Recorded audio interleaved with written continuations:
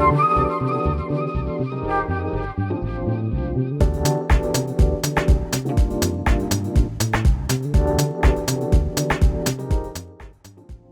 is scary, Bob. I can't believe Jimmy still has this picture.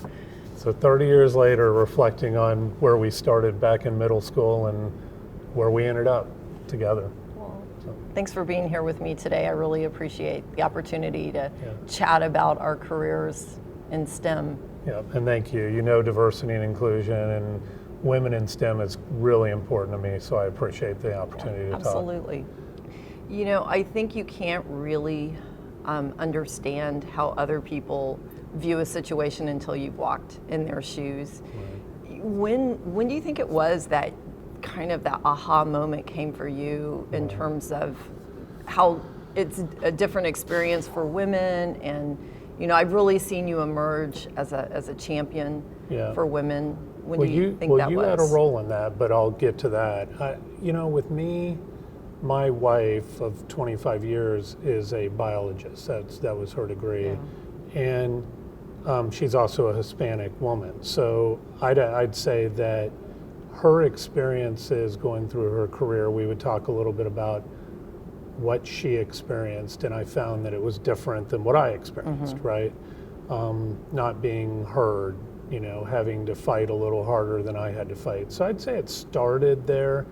The day you asked me, you know, on a panel as a male executive speaking to women of different ages on what it's like to be in the workplace, I reflected. I did a lot of soul searching after I said yes, and I said, I got to get smarter on this. So I started to meet with women on my team, and I had never done that before, and asked what their experiences were. So it was a change. It was like a light switch went off, and I realized I had to do more. I had to change what my approach was if I was going to be a true champion. So Bob, why do you think it would be important for people to see men in leadership championing and advocating for women?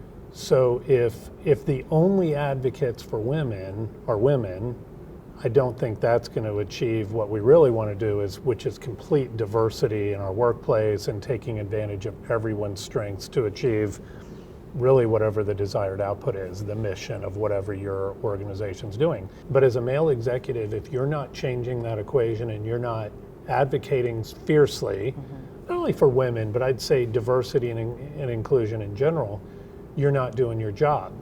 Your job as an executive should be to surround yourself with the best available talent.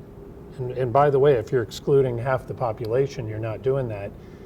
And not only recruiting, but having an organization that covets and values every person's skills and talents and abilities. And that requires thought and making sure that the environment is such that everyone can thrive in that organization. Everyone's thoughts can be heard. So, well, and I also think there's that element of transparency.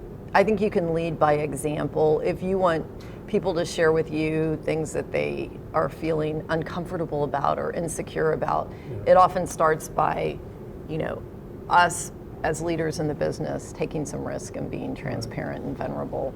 So if you could go back and talk to your younger self, you know, knowing now how enlightened you are on needing to advocate for women, what would you say to your younger self?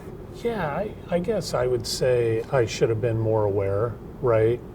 I was so worried about figuring it out for me, right? I mean, it was new. I hadn't been in the workplace. I'm new to the Navy. I'm new in a new city. I mean, I was just focused on me and trying to figure out how do I succeed, right? I really wasn't paying attention to what was going on around me. So I think as male executives, you have to be aware of what's going on around you. And by the way, I don't know that I have this all figured out. I'm more aware than I used to be. That doesn't mean I'm totally aware, right?